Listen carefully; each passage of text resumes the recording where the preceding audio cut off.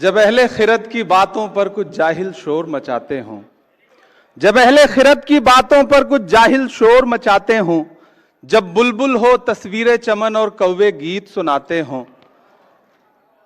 जब चिड़ियों के इन घोंसलों में कुछ सांप उतारे जाते हों, जब माली अपने हाथों से गुलशन में आग लगाते हों, उस दौर में हम दीवानों से तुम कहते हो खामोश रहो।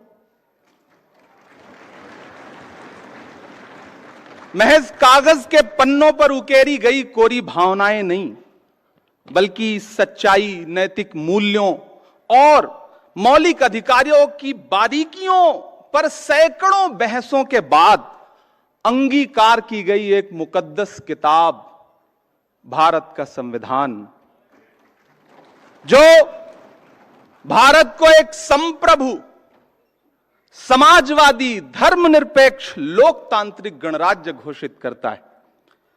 हम आज यहां एक बेहद जरूरी बहस के लिए इकट्ठा हुए हैं। कानून के रखवालों की मौजूदगी से विज्ञान भवन का कोना कोना रोशन है। मैं अभिषेक मनु सिंघवी जी को और उनकी पूरी टीम को मुबारकबाद देता हूं इस बात के लिए कि इस मुश्किल दौर में इस लड़ाई का अलंबरदार बनने का जो फर्ज आपने निभाया है वो बहुत ही तारीफ के काबिल है।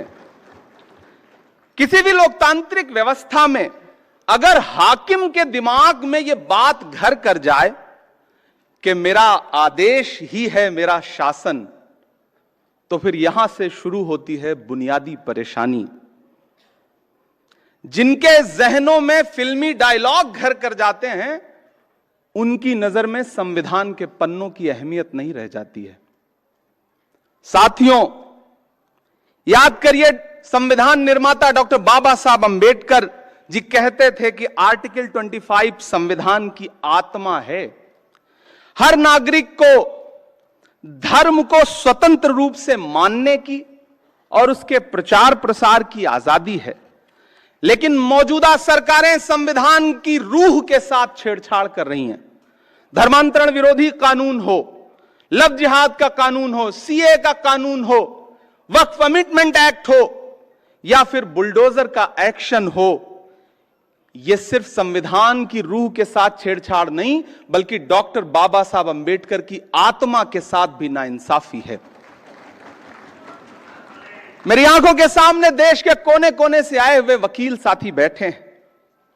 जिस सरकार में बैठे हुए लोगों को संविधान में निहित सेकुलरिज्म और सोशलिज्म जैसा शब्द नासूर लगता हो, और सिर्फ लगता ना हो बल्कि इसको पब्लिकली कहने की हिम्मत भी जुटा ले रहे हों, तब फिर समझ लीजिए कि खतरे बहुत बड़े हैं। साथियों, जब कानून लोगों को डराने का और उनकी आवाजों को कुचलने का हथियार बन जाए और उसमें आपकी पहचान और आपका नाम और आपका धर्म निर्णायक भूमिका निभाने लग जाए, तो समझ लीजिए कि हुकूमतों की मंशा क्या है।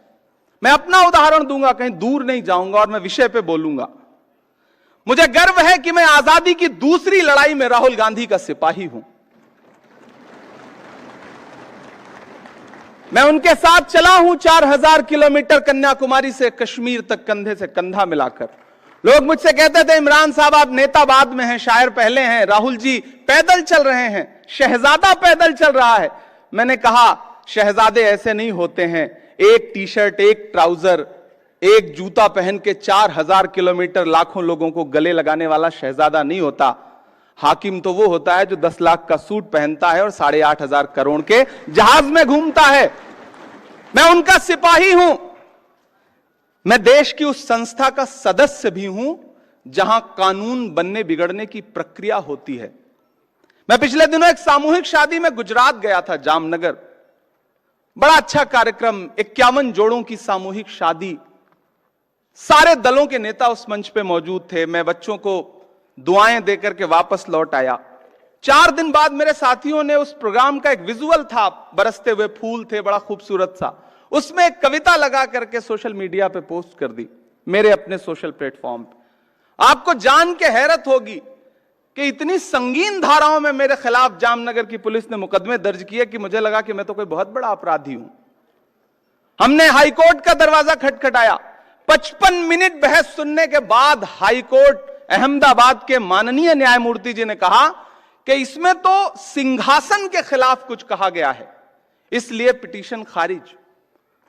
हमें माननीय सुप्रीम कोर्ट की चौखट पे आना पड़ा और धन्यवाद कि इमरान प्रतापगढ़ी बनाम गुजरात सरकार के केस में माननीय उच्चतम न्यायालय ने जो फैसला दिया है वो एक नजीर बनेगा। मैं माननीय उच्चतम न्यायालय का आभार प्रकट करता हूं। साथियों, माननीय उच्चतम न्यायालय ने एसआर बोम्मई भारत बनाम भारत सरकार के आदेश में भी ये कहा था कि धर्मनिरपेक्षता संविधान की मूल संरचना में निहित है, उसे बदला नहीं जा सकता। अब जब पुलिस थाने टॉर्चर चैंबर में बदल चुके हों, मैं बहुत जरूरी बात कह रहा हूं, अब जब पुलिस थाने टॉर्चर चैंबर में बदल चुके हों, जब पुलिस मशीनरी अपने आकाओं के लिए पर्सनल आर्मी की तरह व्यवहार कर रही हो, जब पुलिस एनकाउंटर मेडल हासिल करने का जरिया बन चुका हो, जब राज्य सरकारें लोगों के आशियाने उजाड़ करके अपना वोट एकजुट करने के प्रयासों में लगी हों, जब जालिम बुलडोजर किसी के लिए शौर्य का प्रतीक बन चुका हो, तब यह बहस और जरूरी हो जाती है कि देश धर्म से चलेगा या संविधान से चलेगा। साथियों, मैं अंत में आपसे बस इतना कहना चाहता हूं, कोई लंबी तकरीर नहीं, कि मौजूदा हाकिम के काम करने का तरीका बड़ा अलग है। पहले वो अपने कारिंदों के जरिए दुष्प्रचार करवाते हैं, फिर खुद बाहर निकल करके उन्हीं चीजों पर उनकी विशेषताओं का बखान करते हैं। आप कैसे भूल सकते हैं कि दशकों से देश की संसद की महत्ता को कोसने वाली पार्टी के प्रधानमंत्री बनकर 2014 में जब नरेंद्र मोदी जी देश की संसद में पहुंचे थे, तो सबसे पहले उन्होंने देश की संसद की सीढ़ियों पे मत्था टेका था। याद है आप सबको वो मंजर? और उस मत्था टेकने का अंजाम क्या हुआ कि महज 10 साल के अंदर उन्हीं सीढ़ियों से बनी हुई संसद को बदल दिया उन्होंने। पुरानी संसद बदल के नई संसद कर दी। इस बार उन्होंने संविधान को मत्था टेका है, तो खतरा बढ़ गया है।